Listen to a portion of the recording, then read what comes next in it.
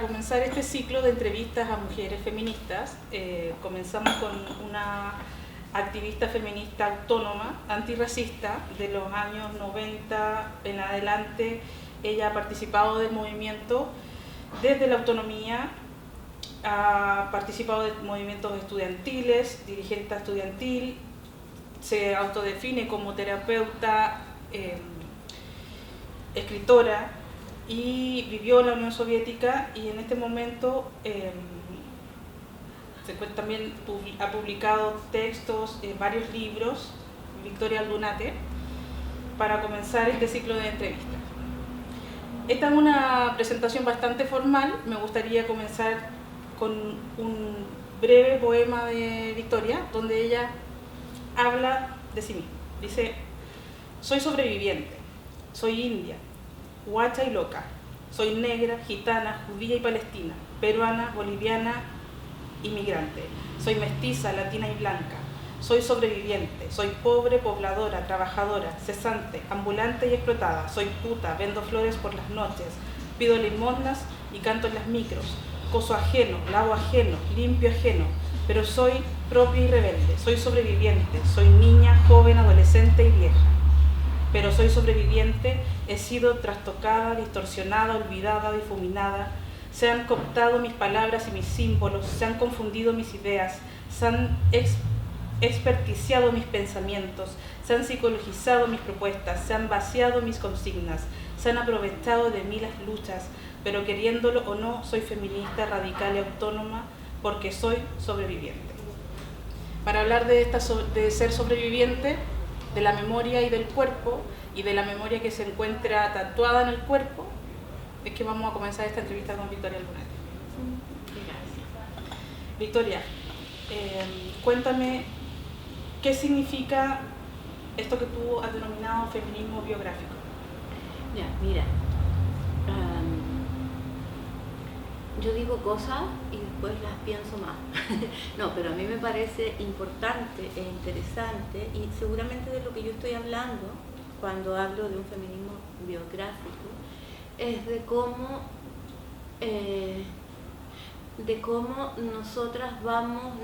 muchas de nosotras, evidentemente yo no soy todo eso que dice ahí en el poema, pero soy mucho de eso también. Y es como nosotras hemos ido escarbando, y como, por ejemplo, muchas terapeutas feministas y escritoras feministas, que es bien coherente, hemos ido escarbando en la vida de las otras, ¿no? En las biografías de las otras, que me revela mi propia biografía. Yo creo que es un feminismo que se mete con lo íntimo, que se mete con lo personal, que se mete con lo público, sin imaginar que estos tres espacios son espacios estancados de la vida, sino imaginando que todo eso nos está pasando, que lo que a mí me pasa en lo íntimo, en mi biografía más íntima, yo lo estoy actuando en toda mi vida personal, con aquellas y aquellos que están cerca mío, familia, amigos, gente con la que trabajo, personas con las que trabajo en terapia, hombres y mujeres, no solo mujeres. Y en lo público todo eso se expresa en mi discurso, en lo que escribo. Yo creo que las escritoras feministas se expresan desde ese lugar, ¿no? La mayoría, no sé. Se expresan y que las terapeutas nos expresamos desde ese lugar, desde el lugar que me devuelve a mí un espejo mío, que me permite no ser prepotente con la otra que está frente a mí, ya sea en la consulta, ya sea en la reunión, ya sea en un encuentro X. Me permite no ponerme al otro lado del escritorio, ¿no? Porque sé perfectamente que yo también estoy a ese lado del escritorio. Y de hecho yo no trabajo con escritorio, ¿no? Yo trabajo con dos sillas, una frente a la otra, ¿no? Y cuando trabajamos en talleres, tampoco trabajo de esa manera, no trabajo con un público escuchándome y yo, sino que hay un grupo de personas, mujeres muchas veces, hombres y mujeres. En los últimos años he hecho una experiencia importante en ir descubriendo la biografía de hombres también. Y desde la feminista que yo soy, porque yo no puedo ser otra. No puedo colocarme desde un lugar no feminista para encontrarme con un hombre que tiene una biografía de violencia, que ejerce violencia y que ha vivido violencia. ¿Cómo enfrentas tú, por ejemplo, una situación de terapia cuando te encuentras con un hombre que está ejerciendo violencia y que tú tienes como desde tu feminismo no escindirte como profesional y hacer tu trabajo con todo lo político que tienes encima? Yo creo que todos los hombres ejercen violencia. Yo creo que no hay ninguno que no ejerza violencia. Yo creo que hay distintas formas de ejercer y que cuando estoy frente a ese ser humano estoy también intentando verlo, escucharlo desde el lugar que él está parado y sentado y poder devolverle desde este lugar en que yo estoy aquello que yo creo que pudiera servirle, ¿no? Y yo creo que le sirve saber que es un hombre violento, ¿no? Y yo creo que hay maneras de decirle al otro, tú has sido un hombre violento. Yo creo que hay maneras de decirlo. Por supuesto que ha pasado muchas veces en la comunidad terapéutica que yo trabajo, no sé si muchas veces, pero varias veces hay hombres que de verdad, no, con esa señal, no. Y un rato lo dicen y pasa un tiempo y a veces alguno de ellos ha vuelto a una segunda terapia y ha dicho, ¿sabéis que esta vez voy a trabajar contigo? No todos tienen esa conciencia ni nada, pero la gran mayoría de los hombres con que yo trabajo en taller, nunca me arranco con los tarros, somos un equipo terapéutico que ha involucrado un enfoque feminista sin ser el equipo feminista, ¿ya? Porque las mujeres la mayoría son feministas desde el sentir, la única feminista activista soy yo. Y los hombres son hombres que se plantean desde la disidencia sexual, varios, y otros desde la anarquía. Y en este grupo, en este modelo que hemos ido observando, este grupo ha ido asumiendo que hay enfoques feministas, no de género, feministas, que son inmensamente importantes para trabajar con hombres y mujeres. Porque el feminismo no solo le compete a las mujeres, pero lo hacemos las mujeres, ¿no? Y en eso es tremendamente importante saber que cuando nosotros estamos trabajando con la identidad del otro, y cuando trabajamos del otro y de la otra, trabajando con la identidad de clase, que es un enfoque que nosotros hemos ido construyendo, identidad de clase, identidad territorial, ¿no? Étnica, y identidad de sexo-género. ¿Y por qué? Porque de verdad son tres situaciones biográficas que cruzan nuestra vida completa. Y cuando un ser humano no sabe quién es, no puede enfrentar la vida. Y claramente se aísla y busca cualquier manera de no tolerar las frustraciones que hay en una sociedad clasista, en una sociedad, porque nosotros trabajamos con personas que están en la calle en general, en una sociedad en que este hombre llega diciendo que él cree que es clase media, ¿cierto? Y son todos pobres, somos todos pobres en el equipo y entre la gente que llega ahí, los consultantes, ¿no? Es tremendamente importante que se descubran. Pueden decir después, mira, no, yo la verdad es que no voy a enganchar con esto y me carga que hablen ustedes tanto, que hablan de la dictadura, ¿no? De hecho, no olviden, en septiembre todo pasa por ahí en la comunidad, ¿cachai? Todo pasa por ahí. Y es como, todo el rato, es que hablan de política. ¿Por qué hablan de política? Porque este tratamiento es súper político. Porque este tratamiento habla desde lo íntimo tuyo, porque tú a menudo vas a consumir para no saber quién eres, tú a menudo consumes porque no puedes encontrarte con tu deseo con los hombres, con otros hombres, y también te encuentras con tu deseo con los hombres y luego explicas que era porque estabas con consumo. ¿Justificas? Sí.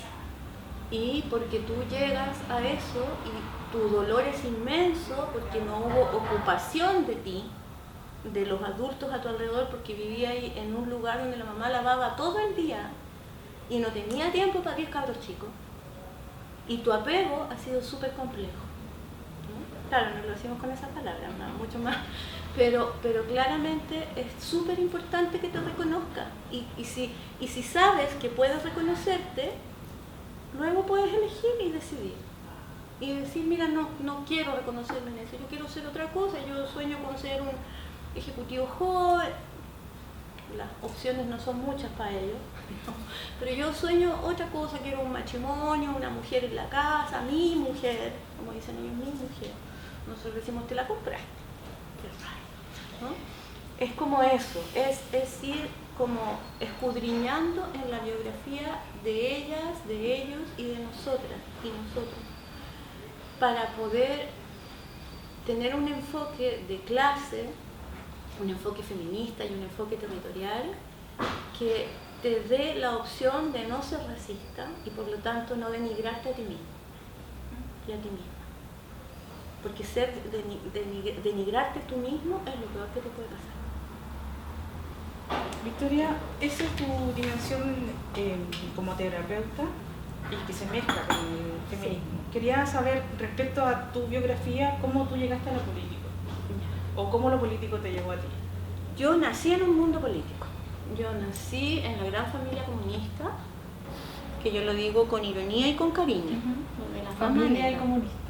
Familia comunista de dos padres muy jóvenes que tuvieron que atinar porque quedó embarazada la madre, que era una adolescente, y que no eran comunistas, no tenían ni una idea en su cabeza más que bailar el rock de los años 60, ¿no?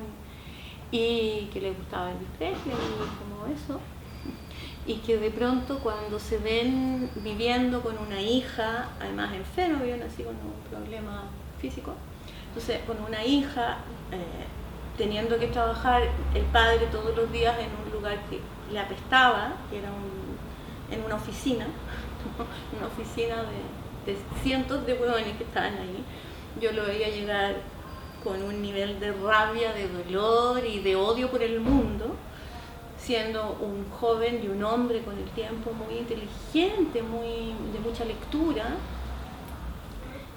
y llegan a ser comunistas básicamente, aunque habían habido como historias anarquistas en los padres, en la madre también, una historia más como de mirada social, qué sé yo, pero nada tan fuerte. Y llegan a ser comunistas ellos porque básicamente había un compañero de sindicato de mi padre que le llevaba el siglo y él encontraba que era de una fomedad, sí, entonces lo llevaba a la casa y mi mamá lo leía. Y mi mamá, cuando él llegaba, le decía, esa es la historia que a mí me contaron y yo creo que debe ser así, por lo que yo conozco de mi madre y de mi padre. Entonces ella le decía, mira, esta cuestión nos pasa a nosotros, esto es lo mismo que nos pasa a nosotros, ¿cachai? Entonces de ahí ellos se hacen comunistas. Vivíamos en una casa en Independencia, cerca de Santa Laura, y en ese lugar estaba todo el lugar comunista. En mi casa vivíamos en una esquina y por lo tanto llegaba mucha gente ahí porque era de fácil acceso. Mi casa pasaba llena de comunistas y también pasaba llena de jóvenes no comunistas que vivían en el barrio, en La Manzana y también en unas poblaciones que habían cerca. Y estos jóvenes, hombres y mujeres, bien jóvenes, un poco más jóvenes que mis padres, llegaban a esa casa porque ahí se hacían reuniones, porque en mi casa se podía hacer reuniones. Y en mi casa, no sé, en el muro se podía pintar consignas, ¿no? Entonces, los jóvenes llegaban ahí y tenían una cosa que se llamaba, en el tiempo de la UP, que no sé si venía de antes o no lo sé, era muy chica, pero que tenían una cosa que se llamaba Frente Amplio de Izquierda, donde habían comunistas, socialistas, MAPU, Izquierda Cristiana, MIR, y Frente Amplio de Izquierda Juvenil, FAIJ. Y yo, que era muy chica, era la más chica de todo, porque ahí habían jóvenes de 14, de 18, de 20 y tantos, varios de los cuales fueron asesinados al golpe. yo era como cuidada por estos jóvenes, que no eran necesariamente comunistas. De hecho, la mayoría no eran comunistas. Y eran enormemente críticos al gobierno popular, desde el gobierno popular. Claro. ¿No? Entonces y mis padres eran bastante más rígidos y muy comunistas, y yo percibía de 10 años, de 11 años, estos debates. Y por supuesto, como buena preadolescente, evidentemente me hacía mucho más sentido la rebeldía que mis padres, que eran mis padres, que me prohibían cosas, y que, en fin, ¿no? Entonces yo aprendí a tener una mirada política que era de aquellos jóvenes que no eran comunistas en ese tiempo, que eran miristas, que eran de la izquierda cristiana, que eran tremendamente cuestionadores desde una cuestión súper infantil política probablemente. Lenin habría dicho infantilismo de izquierda, ¿sí? Pero a mí me gustaba eso. Y también tú Y me estabas sigue en la gustando. edad también más joven. Yo era una niña, yo tenía Asombrándote con asombrándome estos con discursos, estos estos debates. Me gustaron esos discursos, me criaron esos discursos, sí, me criaron, y yo fui primero de una cosa que es muy ridícula, que se llamaba pioneros, como los niños del Partido Comunista. Y luego, como las alitas de los scouts, pero... una cosa, claro, y había como un gesto así, una cosa. Y claro, con una pañoleta y qué sé yo, y pasó un tiempo, de verdad, todo muy, muy ridículo. Y después vino la J, ¿cierto? Cuando ya tenía 12, 13. Y en la J hicimos una base, y yo recuerdo haberle puesto el nombre, y no me quiero olvidar de eso. Yo le puse Angela Davis. Pregúntame por qué, no tengo idea.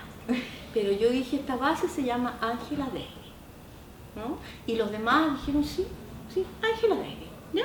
Íbamos como 3, 4 cabros chicos. ¿Sabían quién era Angela Davis en ese momento? En ese tiempo sí, en ese tiempo Angela Davis era un personaje maravilloso, político, que no sé, era muy importante, muy importante. En Chile en ese tiempo se sabían muchas cosas que hoy día se olvidaron. En Chile en ese tiempo se hablaba de clase en las poblaciones, en Chile en ese tiempo se sabían muchas cosas, la gente era gente educada. Era gente pobre, pero súper educada. Así, yo siempre digo pobre, pero honrada. No, pobre, pero educada. Pobre, pero... Era gente que leía. Los comunistas leían, los más intelectuales, ¿no? Los jóvenes del MIR eran súper leídos. Eran tremendamente leídos, ¿no? Ellos eran... O sea, claramente nosotros sabíamos, y sobre todo los más grandes sabían del mundo que estaba sucediendo. Los días domingos nos subíamos a unos camiones y íbamos a buscar parafina y otras cosas que faltaban con la escasez de los fachos, y nos poníamos en la plaza a vender, y era la oportunidad de hablar mucho y de escuchar muchas ideas de la mañana a la tarde, y cuando salíamos a hacer unas cosas muy raras que eran como una especie de entrenamiento, no sé, yo no podría llamarlo guerrillero, pero una especie de entrenamiento con unos palos y unos linchazos, unas cosas muy raras, ¿cierto? Y que mi mamá le decía a los cabros, ¿le pasa algo a mi cabra? Está acabado. Así como, y de verdad, ellos andaban y llegaban los fachos de que también eran pobres, llegaban los fachos de la Papacha y Libertad, y quedaban como unas peleas. Entonces me agarraban los cabros y me metían como a algún lugar, ¿entendí?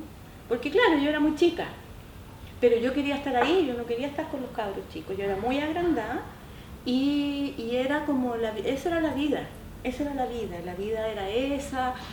Yo había aprendido que, el otro día le decía a unos compañeros de trabajo que son jóvenes y anarquistas, que cuando yo tenía 15, cuando yo tenía 13, atracar no era un problema moral, ¿no? Era parte de los encuentros que teníamos los jóvenes, ¿no? Y atracar era como estar en la fiesta, y los lentos venían, y en esa parte era terrible entretenida, a mí me encantaba, ¿cierto? Y era como el momento en que tú te das como unos besos, y no era un problema moral. Nadie estaba imaginando que tú eras una especie de putita, no. O por lo menos nunca lo sentí de esa manera, ¿no? Entonces, había una apertura.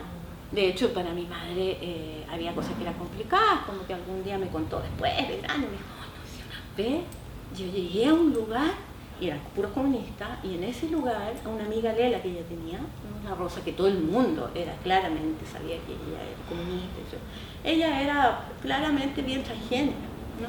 Entonces llegué y estaban todos en una onda patusa, que se usaban mucho en ese tiempo al parecer de los adultos, los jóvenes adultos, ¿no? Y mi mamá así escandalizada, porque ella desde el comunismo y desde lo popular que ella es, ¿cachai? Así como, no, y me fui y me devolví, porque yo no podía estar ahí, ¿no?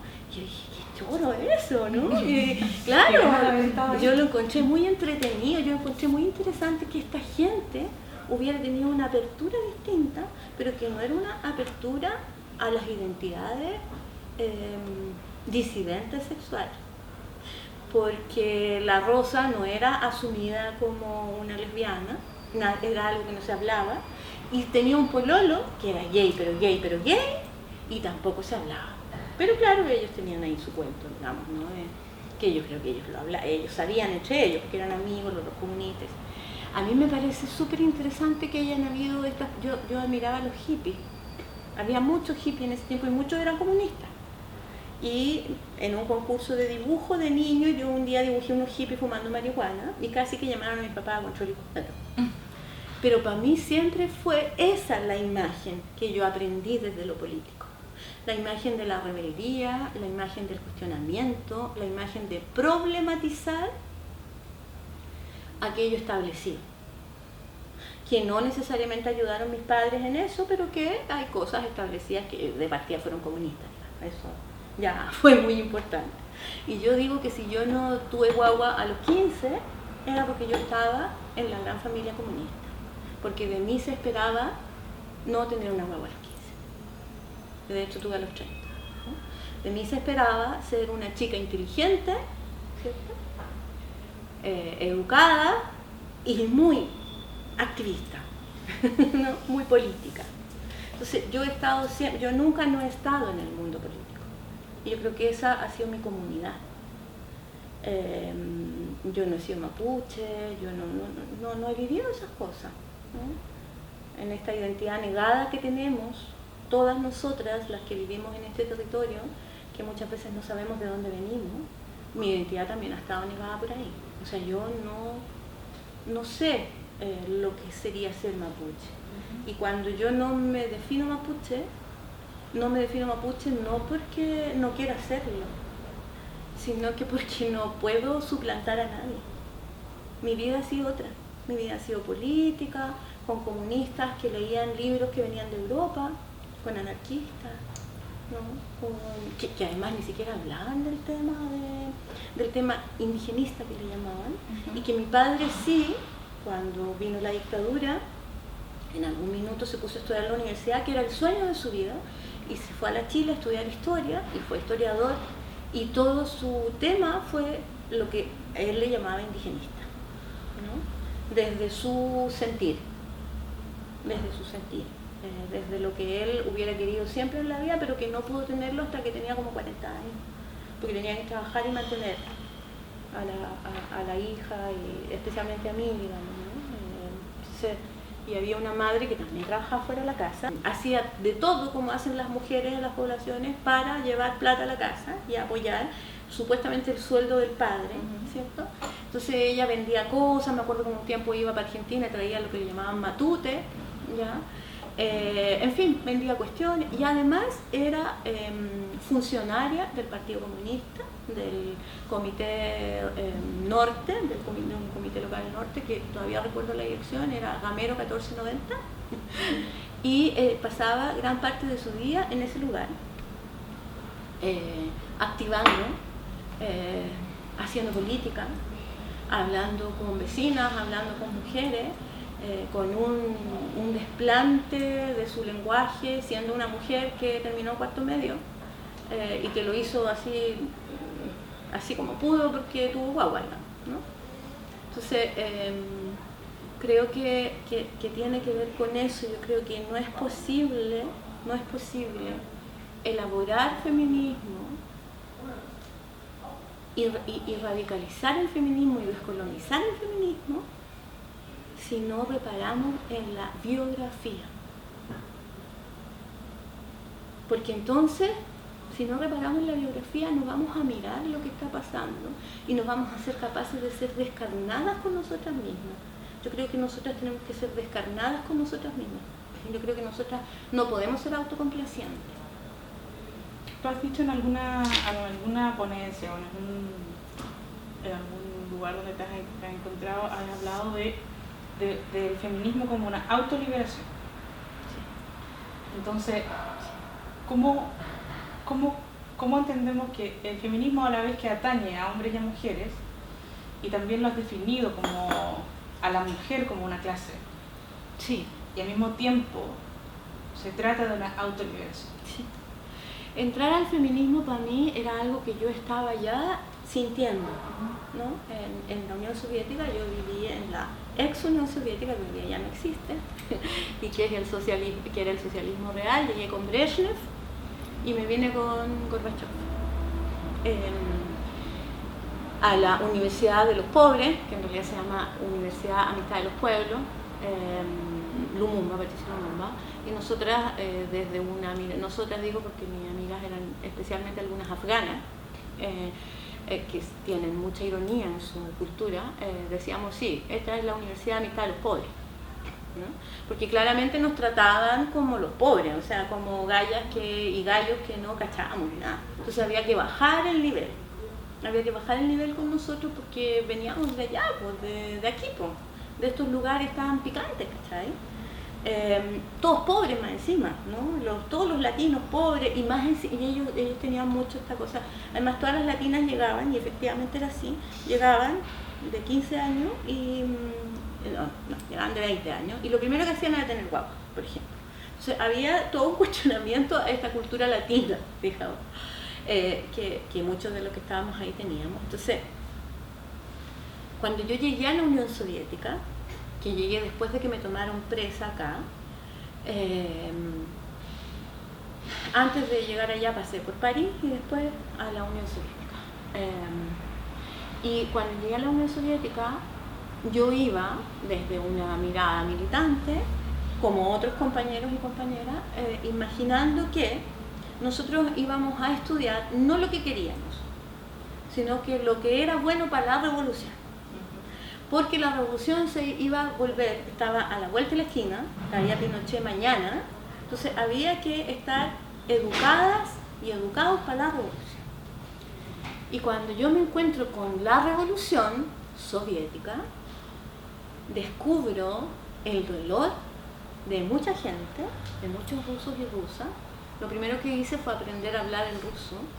Todavía pienso algunas cosas en ruso y es un idioma muy bello. Y lo primero, y probablemente porque ellos son bastante racistas, me encontraron y se encontraron conmigo de un lugar como esta loca es menos latina que los otros. Yo creo que esa era la mirada de ella. No tuve guagua cuando llegué, etc. Era menos morena que las otras, etcétera, etcétera. Y desde ese lugar yo pude encontrarme con rusos y rusas que me hablaron desde lo que ellos vivían y que me decían, oye, pero este es entre nosotras. Tú no podías hablar de esto en la universidad, y cuando a mí me tocaba, porque siempre he sido bocona, entonces en la universidad salía, qué sé yo, a hablar y yo decía unas cuestiones terribles, radicales, como no sé, cómo esta revolución se había perdido, ¿no? de la Unión Soviética. Y la idea de mis compañeros rusos de atrás era, cállate, hueona, ¿qué tenéis que hablar eso? No era muy distinto a la represión que nosotros vivíamos acá. Era de otra manera. Los rusos en 70 años habían elaborado estrategias para sobrevivir en aquella mirada siempre muy estalinista. Donde los jóvenes imaginaban que un lugar de libertad era creer en Dios, ¿ya? Y donde imaginaban que pintar iglesias era un lugar de libertad. Desde esa disonancia afectiva que yo sé ahora que se llama, que es cuando suenan adentro tuyo dos cosas que están en una fricción que no sabéis cómo enfrentar. te deprimís, te duele, te sentís. Yo creía en la verdad. Yo creía en eso, o sea, yo creía que era verdad. Y cuando me empiezo a encontrar con que no era tan verdad, y cuando me empiezo a encontrar con que los otros comunistas, muchos de la gente de la Jota, eran los hombres enormemente agresores, que las mujeres eran tremendamente sometidas, que no era algo que yo había vivido acá. Debe ser porque yo creo que cuando uno se concentra en un lugar se ven todas las miserias. Yo no creo que haya más sido distinta, ¿no? Y acá tenías como, vivías en tu casa y te encontrabas en las reuniones, entonces tal vez no, era un nivel de sometimiento, cosas súper antiéticas desde los hombres del partido, como llegar de la dirección central del partido y que había unas mujeres, especialmente unas chilenas, esperándolo como con casa y sexo, ¿no? Cosas muy jodidas que yo vi, me aparté mucho de los chilenos y me encontré con esta amiga afgana, me sentí muy liberada con la Nasrin, conociéndola. En ese tiempo la Nasrin era lo más feminista que yo conocía. Hoy día ella no es feminista. Ella no se autodefine feminista. No. Pero lo era en ese momento. Para mí. Fue lo más feminista que yo conocí porque me dijo cosas como: tú eres una tonta, ¿cómo no te das cuenta que los hombres son una caca? Por ejemplo. Un programa de la tele que había que era terrible y súper humillante con las mujeres. Yo lo miraba y no era cuestionadora de ello. Y ella sí. Me dijo, ahí tienen a las mujeres para burlarse de ellas. ¿Qué onda? Yo no veo esa weá. Apágala. ¿No? Y desde ese lugar yo creo que, yo no sé si la Nasrin va a querer que yo diga esto, pero yo creo que sí, yo la quise muchísimo, yo creo que yo me enamoré bastante de la Nasrin y creo que nos quisimos mucho, pero éramos amiguitas, de verdad amiguitas, así honestamente amiguitas, y estábamos siempre juntas y pasaron cosas al final como que ella ya no podía volver a Afganistán. Porque estaba la cagada. Entonces, para irse a Europa había que meterse a los consulados y a las embajadas de Europa para ver si le daban asilo. Los afganos son una gente que no tiene identidad en el mundo, no existen para el mundo occidental. Son los que menos existen, creo yo. Y entonces hicimos eso. Yo me acuerdo en ese momento el pololo que yo tenía, que tenía un pasaporte francés, entonces él se podía meter, es blanco y rubio y al final conseguimos eso y la Nasrin ahora vive en Dinamarca y con otras afganas más que también eran buenas amigas, pero ella era especialmente mi amiga y creo que era lo más feminista que yo conocí. Poder cuestionar la mirada social, la mirada de la televisión, poder cuestionar la feminidad también, ¿no? Ella cuestionaba la feminidad, sin saberlo, yo creo, yo no sé. De repente nos poníamos re misógenas, como siempre cuando uno comienza a cuestionar la feminidad se pone súper misógena, ¿no? Entonces nos pusimos súper misógenas, y era como cuando veíamos alguna mujer que era muy seductora, y era como que hacíamos chistes entre nosotras, no se lo mostrábamos a ella. Creo que nos pusimos bien misógenas en un tiempo, como cuestionando la feminidad y esta lógica de la feminidad, y esta lógica de las relaciones con los hombres, y esta estupidez de imaginar que los hombres iban a ser nobles con nosotras. Y eso lo cuestionó ella, no yo. Eso lo aprendí ahí, con ella. Que yo creo que gran cantidad de musulmanas cuestionan eso, por el mundo que viven, ¿verdad? Entonces, imaginar que quería ser feminista fue como pasar de esta amistad escuela con la Nasrin a decir, cuando vuelva a Chile voy a ser feminista, sin saber qué chucha era el feminismo, ¿no? Sabía de la Kollontai, sabía de algunas marxistas, de algunas socialistas feministas. Descubrí por aquí y por allá, porque la información está negada también, descubrí por aquí y por allá que finalmente las habían apartado de la revolución estas mujeres, ¿no? Y dije, yo voy a ser feminista, y como al cuarto año que yo estaba allá, decidí renunciar a la Juventud Comunista, y lo hice como yo lo hago con escándalo todo. Entonces lo hice públicamente en una reunión de la Jota, ¿cierto? Y dije, mira, y me recuerdo que probablemente una de las cosas que entendí, varias razones, pero una de esas era el machismo, que era la palabra que yo sabía. Yo no sabía de misoginia, no, sabía de machismo. Entonces yo dije, este es un espacio súper machista, yo no quiero estar en un espacio machista, no quiero estar en un espacio contrarrevolucionario, creo que lo dije. Y además estaban pasando cosas y ellos estaban poniéndole la fianza y estaban apañando toda la destrucción que hicieron los comunistas más institucionales del Frente Patriótico Manuel Rodríguez, con el que yo estaba absolutamente de acuerdo. Y que si no estaba ahí es porque soy coja y no soy muy buena para la guerrilla. Y eso soy yo, y es lo que soy. Entonces, yo sabía que yo podía ayudar en otras cosas, que yo podía ser parte de la revolución de otra manera. Entonces, cuando me dijeron, mira, hay estas posibilidades de carrera, lo que me pareció más cercano a mí fue el periodismo. Y entonces me metí a periodismo, sin ninguna cosa, ay, yo quiero ser periodista. No, yo estaba estudiando periodismo para llegar aquí a hacer la revolución. No. Yo no tenía una inspiración académica, nada de eso, ni comunicacional, así como. Y no se me dio mal, me fue bien, pero también era difícil que a uno le fuera mal, porque rebajaban el nivel así al último escalón.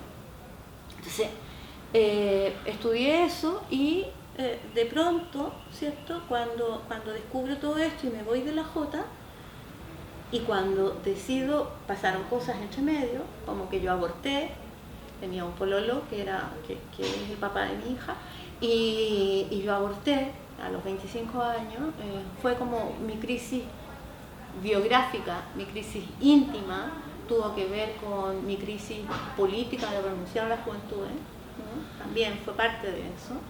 Entre las cosas que me pasaron fue varias cosas, pero de las cosas más políticas de las que puedo hablar es que llegó algún joven comunista a donde yo vivía, que era una pieza donde compartíamos con otras mujeres, a decirme una cosa así como a pedirme cuenta si yo había abortado, ¿no? Y más o menos por qué, porque eso no es un valor de los buzos, no de nuestro pueblo, ¿no? Entonces yo me paré, yo me recuerdo perfectamente de eso, yo lo hago en un relato.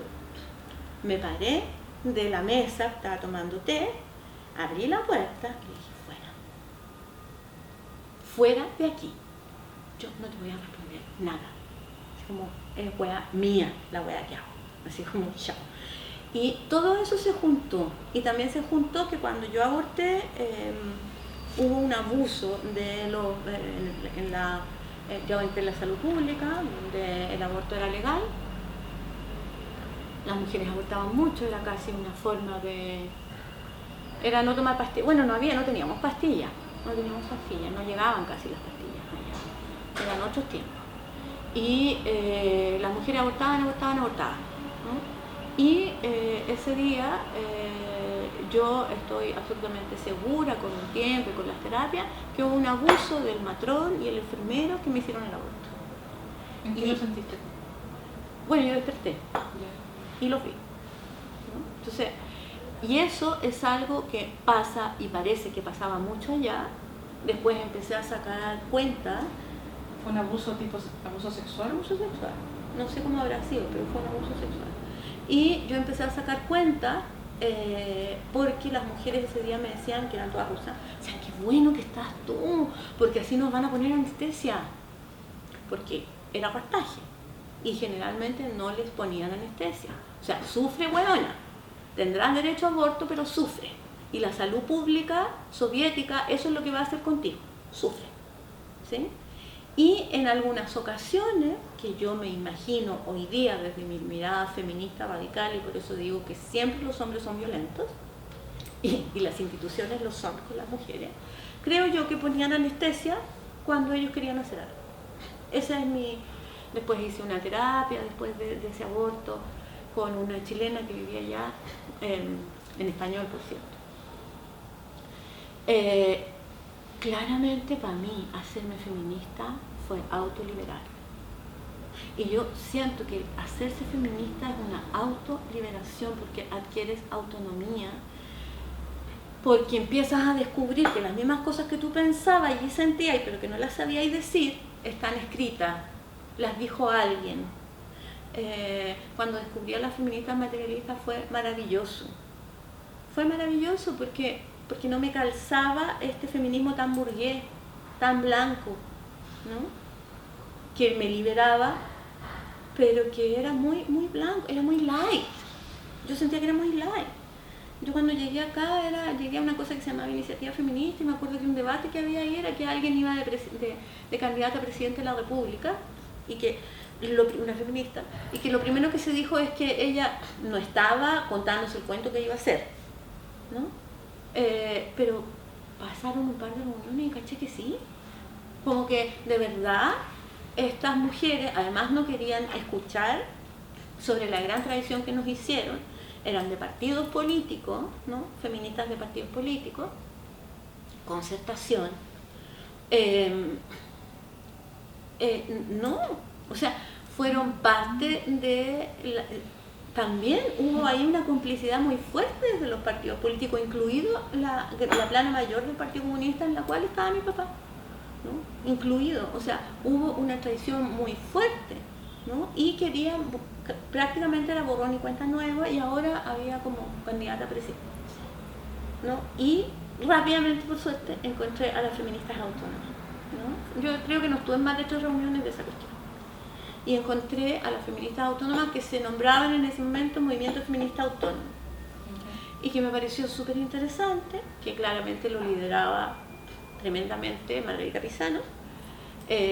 Yo aprendí hartas cosas con los libros que alcancé a leer de ella, después dejé de leerla, pero con los libros que alcancé a leer entendí cosas.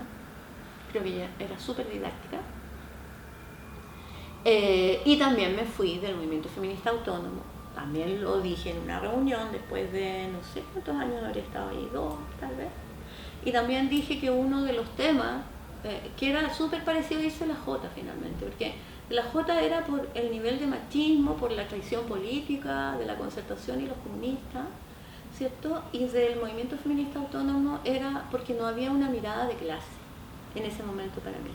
Y porque constantemente se descalificaba las miradas de clase, ¿no? Desde el discurso del liderazgo del Movimiento Feminista Autónomo, no desde muchas compañeras que estaban ahí, que después estuvieron en la memoria feminista, ¿no? Entonces, irse del movimiento feminista, pero en el primer momento fue muy importante para mí estar ahí. ¿Qué significó el movimiento feminista autónomo? ¿Autónomo respecto de qué? Autónomo respecto de los partidos políticos, respecto de todas las instituciones, respecto del Estado y el gobierno, ¿cierto? Autónomo también buscando la autonomía personal, que en ese tiempo yo no llamaba íntima, ¿no? Buscando la autonomía personal de estas mujeres que estábamos ahí, buscando la autonomía de un feminismo light, de un feminismo muy, yo no sabía que era blanco, pero era muy blanco, de un feminismo muy aburguesado, que yo creo que no era burgués, porque, no sé, yo creo que era aburguesado, ¿ya? Era la autonomía desde ese lugar, y desde ese lugar probablemente que era un discurso que nosotros teníamos, y un discurso que fuimos construyendo después, ¿ya? Que fuimos construyendo, porque en la autonomía con la Margarita Pisano yo estaba recién aprendiendo, pero lo que sí sabía, que alguna vez tuve varios debates así, y como yo soy escandalosa, entonces era como, sí, ok, yo vengo llegando al feminismo, claro, porque era como el ninguneo, ¿cuándo? O sea, tú llegaste ayer. Sí, llegué ayer, pero no al mundo político. Yo he sido siempre política, yo he sido siempre militante, yo he siempre tenido una postura política frente a la vida, frente a mi vida y frente a la vida social. Por lo tanto, yo no llego de la nada al feminismo. Yo llego de toda mi biografía, ¿no? Que yo creo que hace mucho sentido, por eso, hablar del feminismo desde la biografía, donde no hay posibilidad de ser autocomplaciente, donde tú te encuentras con todo lo que tú has sido, con lo tonta que has sido, lo femenina que has sido, lo dogmática que ha sido y a la vez lo radical que puede haber sido. Cuando tú llegaste a la Unión Soviética, se te fue desmoronando el muro de Berlín respecto a tu imaginario de la revolución y la realidad. Sí. Y ahí, luego cuando tú vuelves a Chile, llegas clara de que tú quieres ser feminista. Ahora, entrar al feminismo también es una especie de desmoronamiento de un muro interno, donde tú cuestionas toda tu historia, tu biografía, tu educación, la cultura y el mundo en general. Entonces, me parece que también luego cuando ya estás en el feminismo y te metes al feminismo autónomo, tienes otro quiebre, otro muro interno que se te viene abajo. Cuéntame por qué tú te separas del movimiento feminista autónomo en ese momento.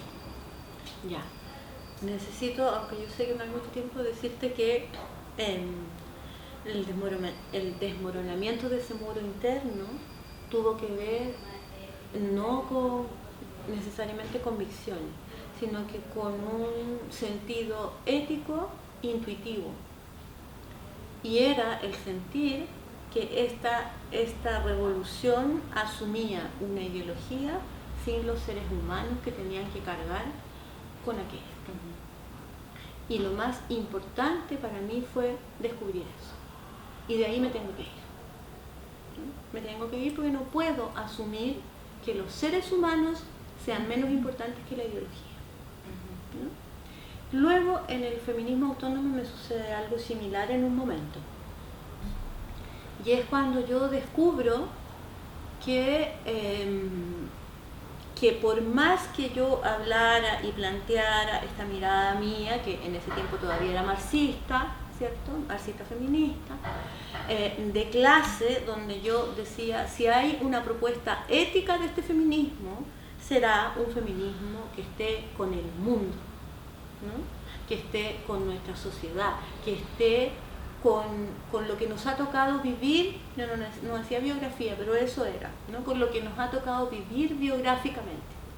No podemos ser feministas y no asumir que las obreras de no sé dónde están en huelga y nosotras no pronunciarnos, no estar, no apoyar, no apañar, ¿no?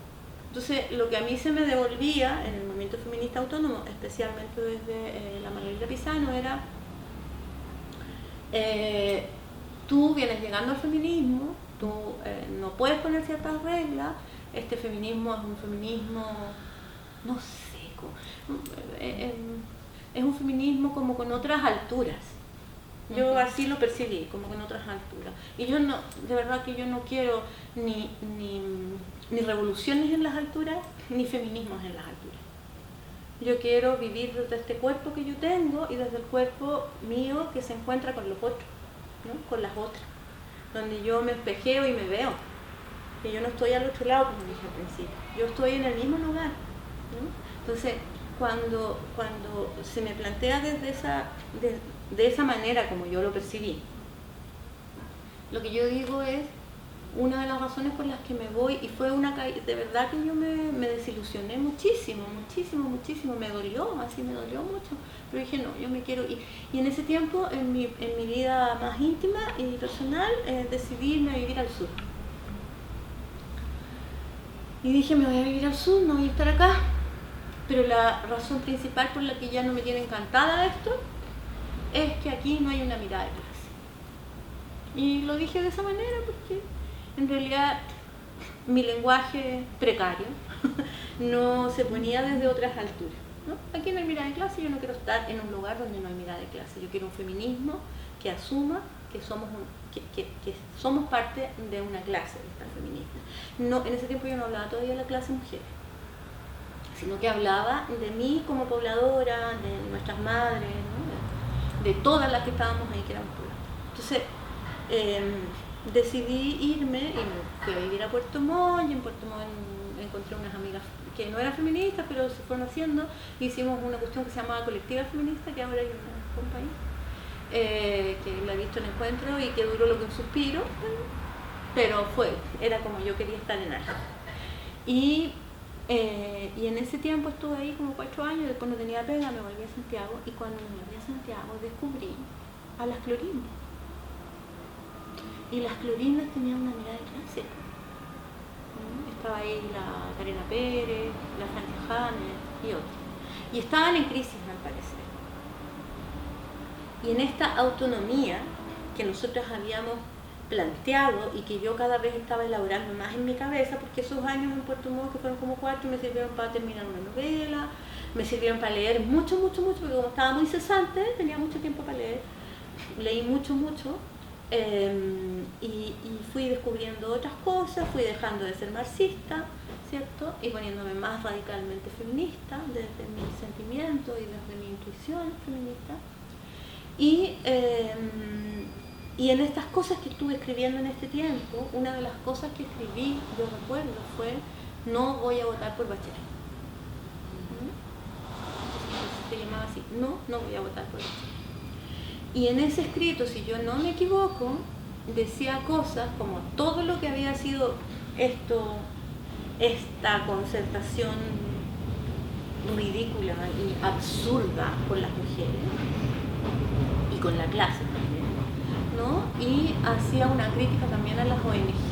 Y si no fue ahí, fue después, un tiempo después, cuando hice una cosa que escribí que se llama Género, que es Género, el feminismo no muere. Que fue, parece que usé un lenguaje muy interesante en el sentido de que era muy directo y muy simple. Y muchas mujeres parece que se interesaron mucho por porque era muy simple, porque era muy básico, muy simple, pero también muy claro. Yo no quiero un feminismo en la estratosfera. No, eso me parece tan arribista, me parece tan horriblemente occidental también. Yo conozco a los franceses, medianamente. Conozco a los intelectuales europeos de Europa del Este, son de una prepotencia. Y esa misma prepotencia, así como de cuando vaya a ver una película de Bergman, no te dije ni una hueá, y salí de ahí y decís: qué buena la película. Y tú te sentís terrible tonta, porque en realidad no viste nada en esa película, ¿no? Y es como, hay que decir que Bergman es bueno. Eso yo lo encuentro de un arribismo tan chileno, porque Chile, la cultura chilena es muy así. Una cultura que se cree criolla, ¿cierto? Una cultura que, en fin, que cree que es blanca, pero que tuvo la mala suerte de caer acá, donde hay mapuche y donde hay aymara. Entonces es como, chuta, estamos ahí donde hay pobres. Y tú parece que no eres pobre porque eres más blanco. Entonces, ese feminismo yo no lo quería. Y una de las cosas que yo fui comprendiendo, trabajando como asalariada en ONGs, como en una ONG que era La Marea Alta, que era un periódico, donde trabajaba con otra compañera, la Beatriz Batache, y éramos nosotras dos trabajadoras asalariadas de este proyecto. Y yo no quería, porque yo tengo muy claro mi radar de clase, yo no quiero que a mí me cuenten que aquí somos todas amigas y que aquí somos todos. No es verdad. ¿Sabéis qué? Porque tú ganáis el doble y el triple.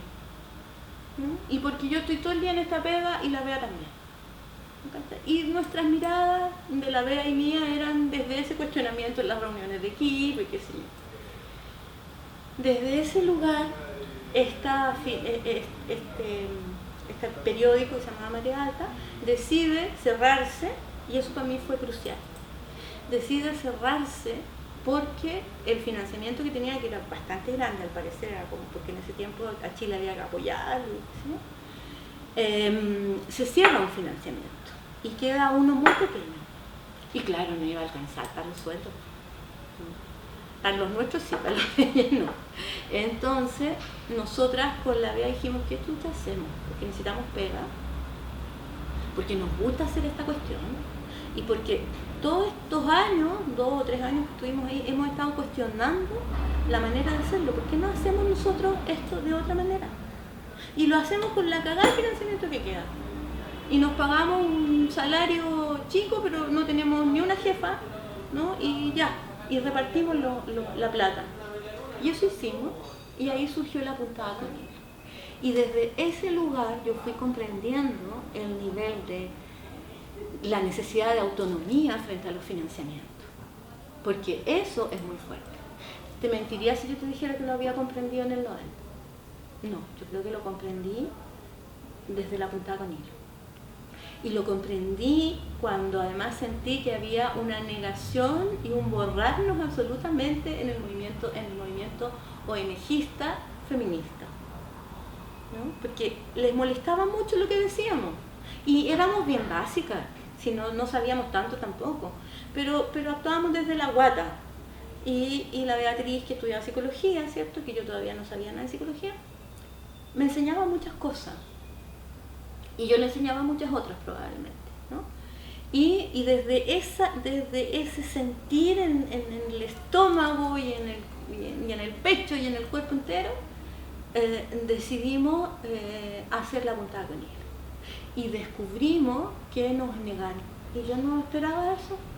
De hecho hay, por ejemplo, ISIS Internacional, yo tengo los datos de eso, hicieron una especie de libro que se llamaba Por todos los medios y donde mostraban los medios de mujeres y de mujeres feministas en los 90 en Chile. Nosotras no existíamos. Nosotros teníamos cerca de 4.000 ejemplares. Lo mandábamos no éramos un periodiquito de élite, éramos un periódico que tenía muchos ejemplares y que los enviábamos en ese tiempo por el Correos de Chile, ¿cierto? Y los enviábamos a organizaciones de mujeres.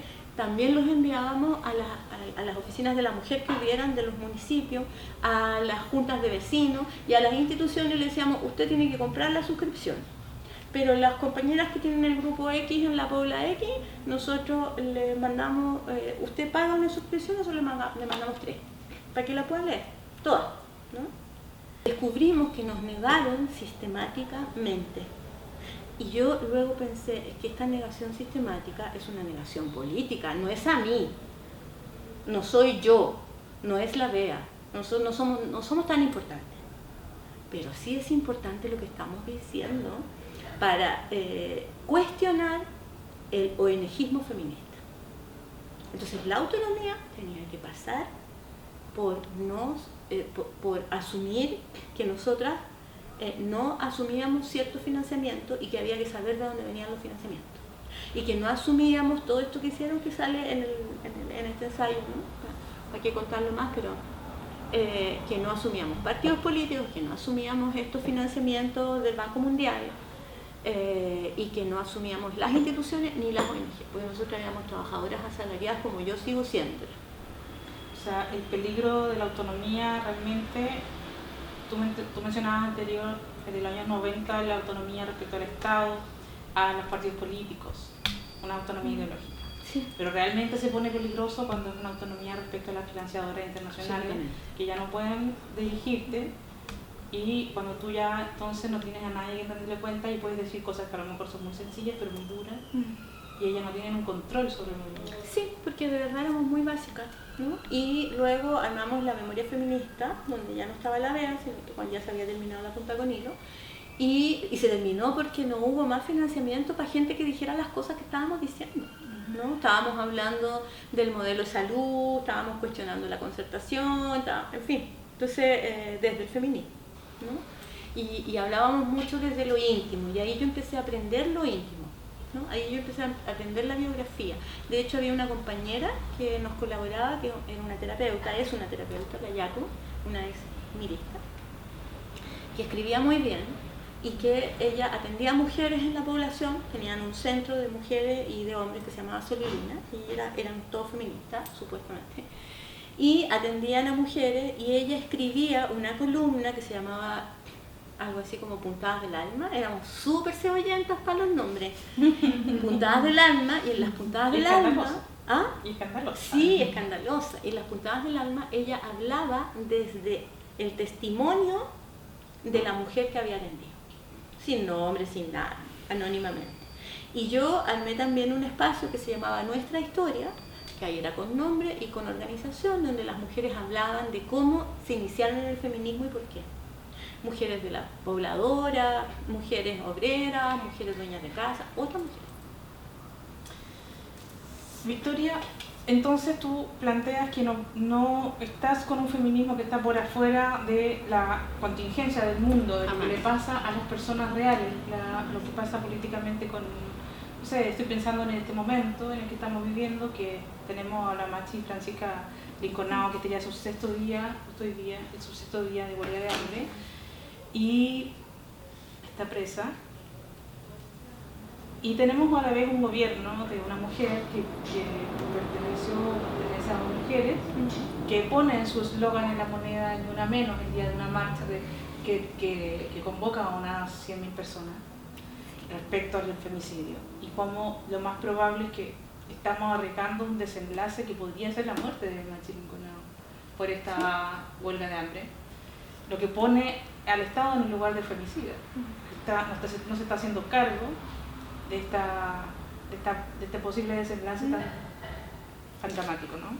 Entonces, ¿cómo tú enfrentas esta situación real y concreta de tu feminismo, esta contingencia política tan álgida y tan tremenda que estamos viviendo justo en este momento?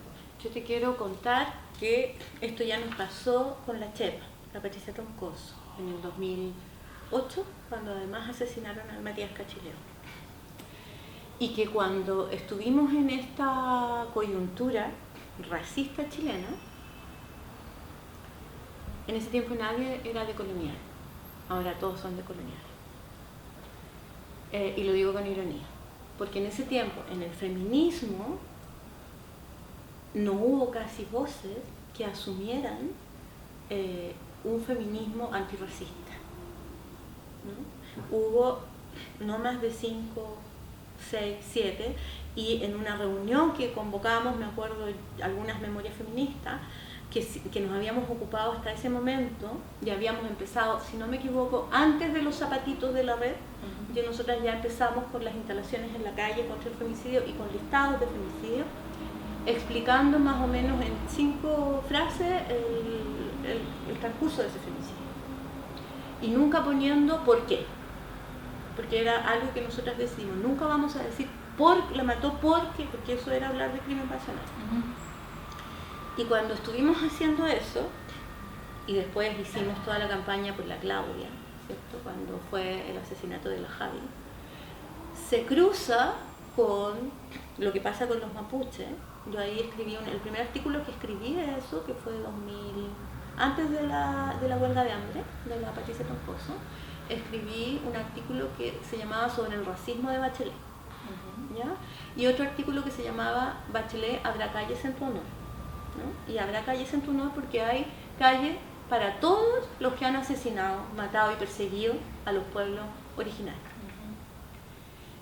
Y cuando nosotras convocamos, unas cuantas de nosotras, mira, ¿qué hacemos con la huelga de la Chepa? La mayoría de las compañeras nos dijeron cosas como, mira, de hecho me dijeron a mí como si hubiera sido un tema personal, tú estuviste en Chiapas, lógico, ¿cómo no vas a gastar en esto? Pero no, ese no es el lesbofeminismo, eran lesbianas feministas, ese no es el lesbofeminismo que queremos hacer, no es eso, no nos parece que sea por ahí.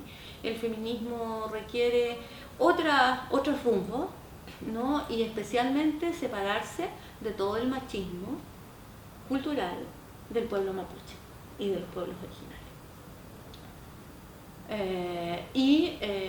Yo recuerdo que desde la intuición también, porque yo nunca he sido una especie de sabia del feminismo y construyo lo que voy pensando nomás. Entonces en algún momento yo les enrostré y les confronté sobre qué feminismo querían ser ellas. Si ellas imaginaban entonces que ellas eran blancas y que ellas no eran mapuche. Y si, en fin, esa fue la confrontación que hicimos y el punto es que finalmente terminamos. Yo terminé en una organización que se llamaba COAMS, Coordinadora de Organizaciones Mapuche Autónomas de Santiago, que fueron unas mujeres mapuche que me llamaron, que hoy día son lindas amigas mías, que me buscaron porque habían leído La Punta con Hilo en los 90 y después me habían encontrado en el artículo sobre el racismo de Bachelet y me llamaron así de la nada y me dijeron nos queremos encontrar contigo en el bandejón central de Alameda y nos encontramos ahí una noche, recuerdo, y me dijeron, compañera, ¿tú querías estar con nosotros? O sea, nosotros necesitamos como acompañar esta huelga de hambre desde las mujeres mapuche, qué sé yo, y nosotras no somos feministas, ni somos lesbianas, pero nosotras queremos hacer eso. Y yo les dije, sí, yo quiero estar en eso. Y yo fui parte de esa organización por varios años, porque el feminismo, a mí me hubiera gustado mucho hacerlo desde el feminismo.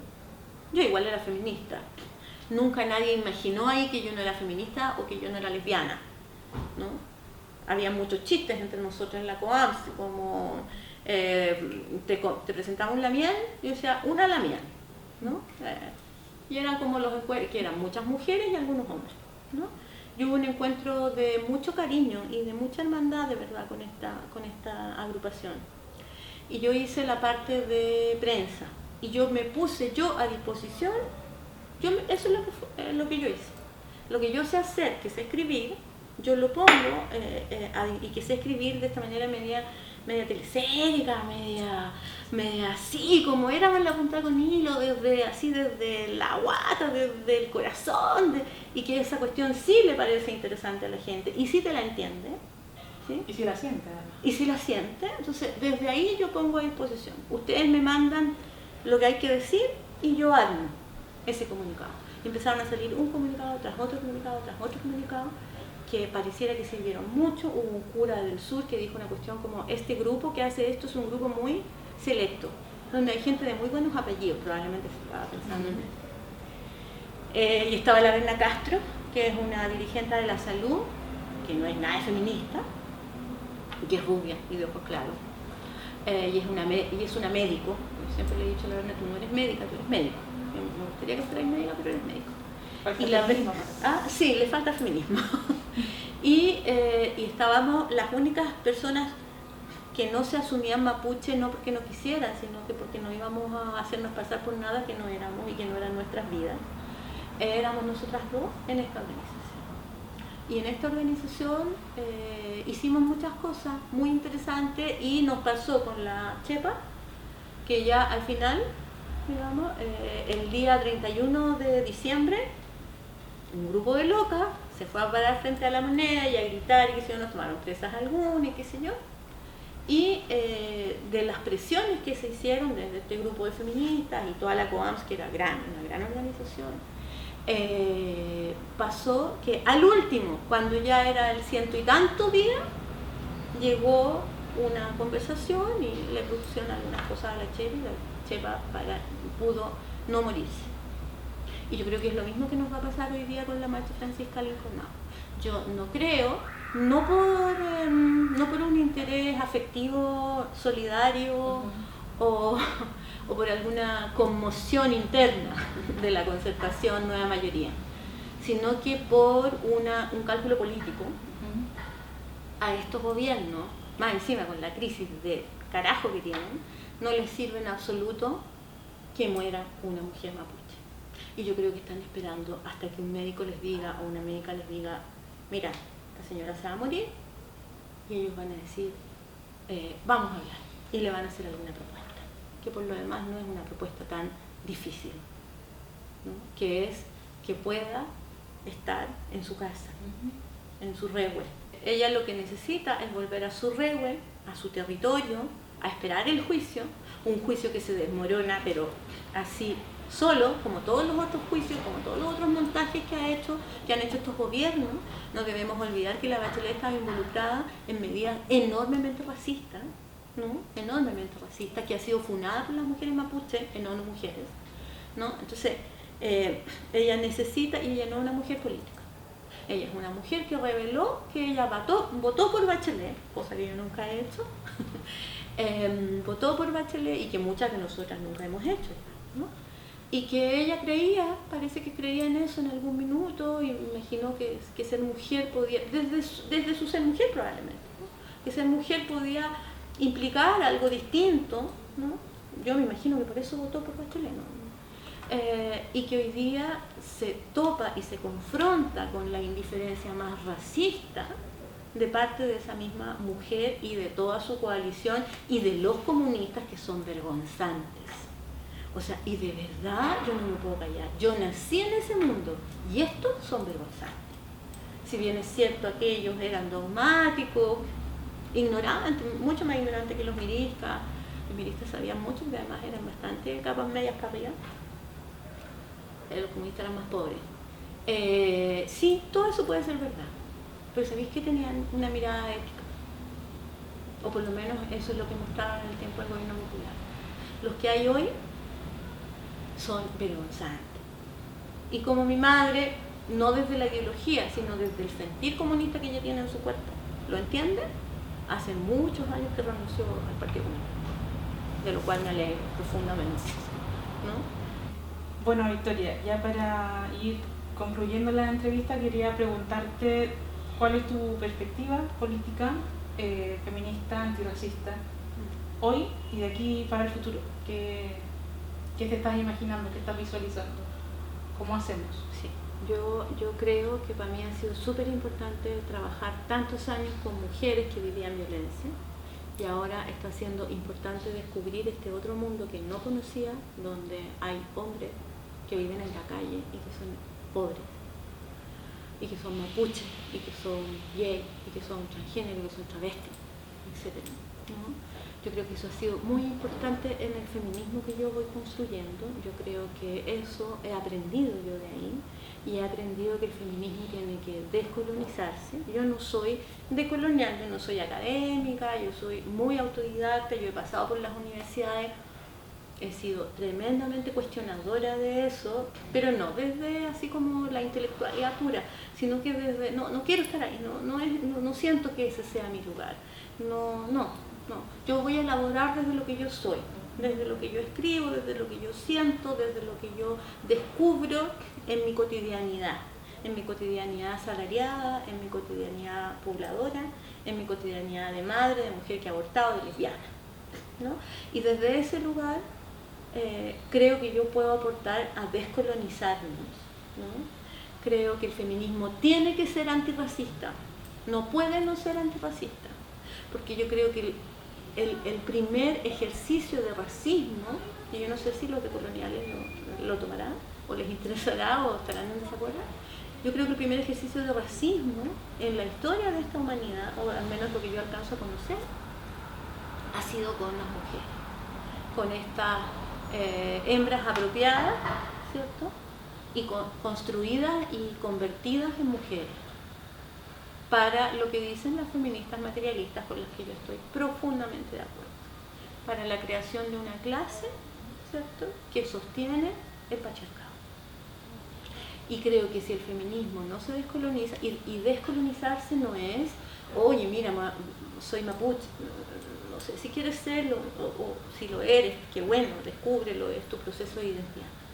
No, yo creo que descolonizarse es descubrir, por ejemplo, el cuerpo, es descubrir el sentir, es descubrir que las emociones tienen un rol en la vida, y que desde ese lugar desde donde más te mueves, y que imaginar como imaginaba Rousseau o como imaginaba Kant, ¿cierto?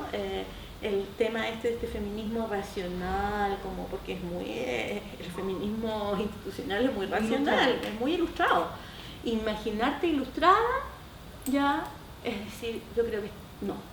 Yo nunca he entendido, y eso también lo dije en el encuentro, por qué este feminismo aquí en América Latina no se paró desde la Comuna de París, en vez de pararse desde la Revolución Francesa, una revolución en que las mujeres perdimos.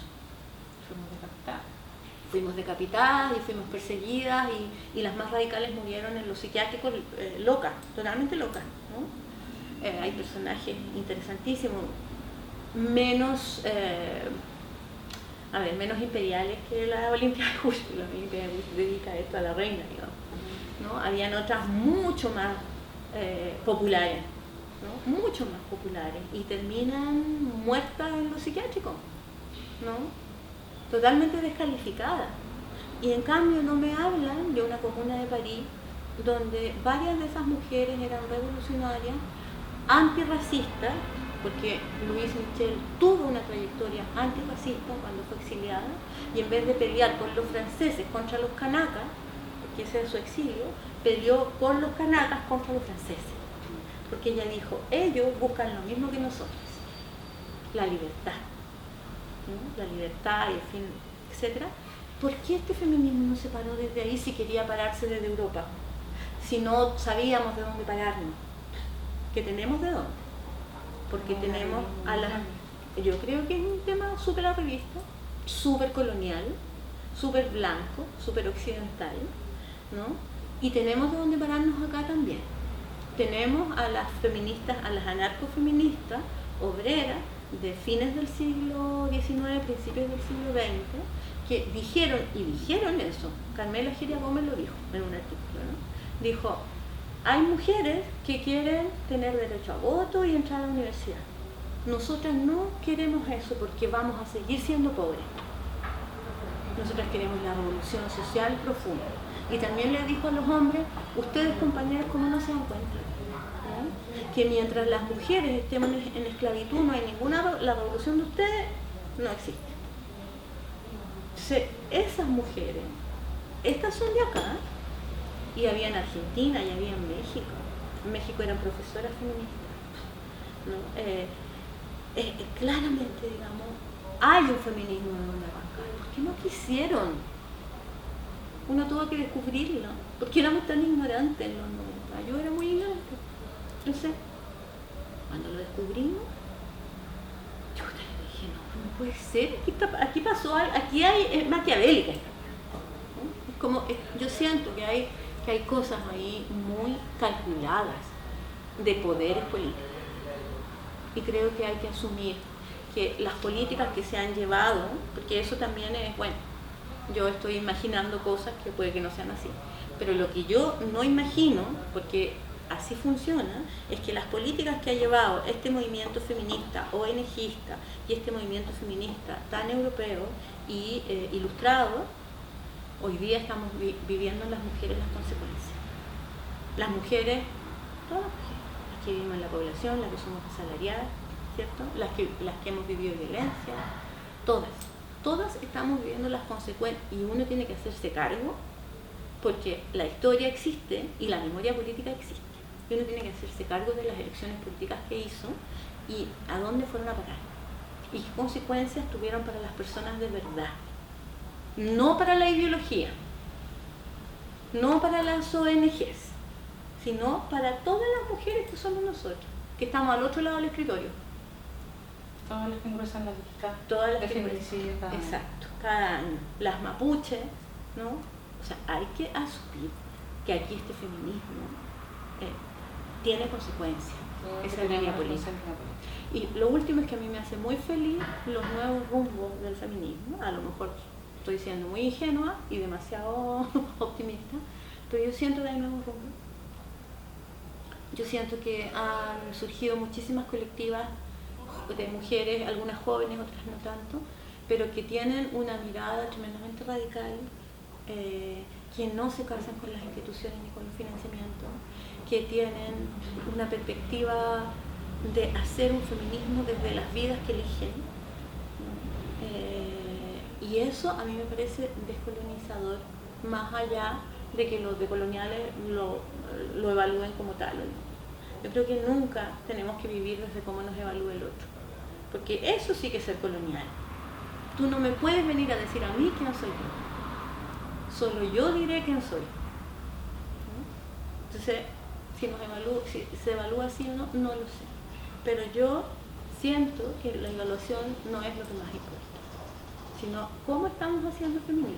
Y yo veo otros aires que yo nunca creí que iban a pasar, ¿eh? Yo de verdad viví muchos años de amargura, así como esto no va a ir para ningún lado.